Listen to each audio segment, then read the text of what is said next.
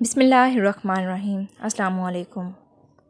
حضرت سعید بن جبیر رضی اللہ عنہ فرماتے ہیں کہ ایک بنو تمیمی شخص نے اپنے اسلام لانے کا یہ قصہ بیان کیا کہ ایک مرتبہ مجھے ایک سفر کے دوران ایک بہت بڑے ریگستان میں رات گزارنا پڑی۔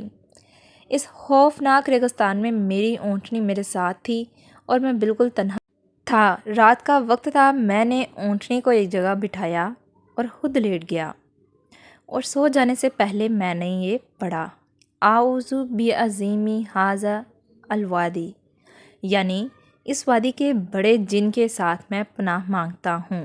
یہ پڑھ کر میں سو گیا۔ سونے کے بعد خواب میں میں نے دیکھا کہ ایک قومی ہیکل جوان جس کے ہاتھ میں ایک خنجر ہے آیا، اور آتے ہی وہ خنجر اس نے میری اونٹنی کے حلق پر رکھ دیا۔ یہ دیکھتے ہی میں گھبرا کر جاگ اٹھا اور ارد گرد دیکھنے لگا، مگر کوئی چیز نظر نہ آئی۔ میں اسے یوں ہی ڈراؤنا خواب سمجھ کر پھر سو گیا۔ دوبارہ پھر وہی جوان ہاتھ میں خنجر لیے نظر آیا۔ اس نے خنجر پھر میری اونٹنی کے گلے پر رکھ دیا۔ میں پھر چونک پڑا اور دیکھا کہ میری اونٹنی بھی کانپ رہی ہے۔ پھر میں سو گیا اور تیسری مرتبہ پھر یہی قصہ دیکھا، اور اب تو میں ڈر کر اور گھبرا کر جاگ اٹھا۔ میں نے دیکھا کہ اونٹنی بھی ڈر کے مارے بہت کانپ رہی ہے۔ میں نے مڑ کر دیکھا تو وہی جوان ہاتھ میں خنجر لیے کھڑا نظر آیا، اور اس کے ساتھ ایک بوڑھا شخص بھی دیکھا جس نے اس جوان کا ہاتھ پکڑ رکھا تھا اور اونٹنی کے قریب آنے سے اسے روک رہا تھا، اور وہ دونوں آپس میں لڑ جھگڑ رہے تھے۔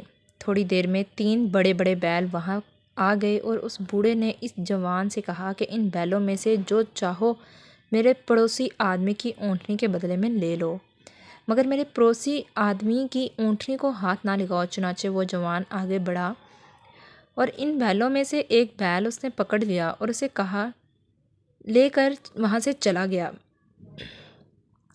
پھر وہ بوڑھا شخص مجھ سے مخاطب ہو کر کہنے لگا کہ دیکھو بھائی، اب تم لوگ اس کی قسم کی ڈراؤنی جگہوں میں کسی جن کے ساتھ پناہ نہ مانگا کرو، اس لیے کہ اب ان کا زور اور ان کا حل ٹوٹ چکا ہے۔ اب تم یوں کہا کرو، میں محمد کے رب کے ساتھ پناہ مانگتا ہوں اس وادی کے ہول سے۔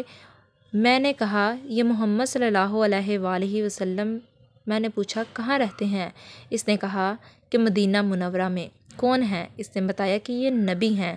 سن کر انتہائی شوق میں اپنی اونٹنی پر سوار ہوا اور سیدھا مدینہ منورہ آ پہنچا۔ حضور صلی اللہ علیہ وآلہ وسلم کی خدمت میں حاضر ہو گیا۔ حضور صلی اللہ علیہ وآلہ وسلم نے مجھے دیکھتے ہی میرا یہ سارا قصہ خود ہی لفظ لفظ سنا دیا، اور پھر مجھے مسلمان ہو جانے کے لیے ارشاد فرمایا، تو میں فوراً کلمہ پڑھ کر حلقہ بگوش اسلام ہو گیا۔ ابن تلق یمامی کہتے ہیں کہ ہم ایک وفد کی شکل میں حضور صلی اللہ علیہ وآلہ وسلم کی خدمت میں حاضر ہوئے تو حضور صلی اللہ علیہ وآلہ وسلم کو دیکھا کہ آپ اپنے سر انور کو دھو رہے ہیں۔ حضور نے مجھے دیکھ کر فرمایا بیٹھ جاؤ اور تم بھی سر دھو لو۔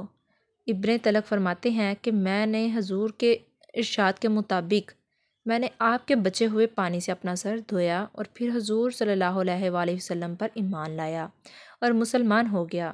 سبحان اللہ۔ میں نے پھر حضور صلی اللہ علیہ وآلہ وسلم سے عرض کی کہ یا رسول اللہ، مجھے اپنی قمیض مبارکہ کوئی ٹکڑا عنایت فرما دیجیے۔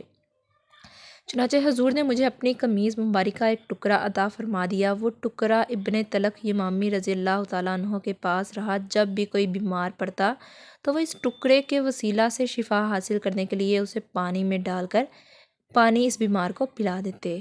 شکریہ۔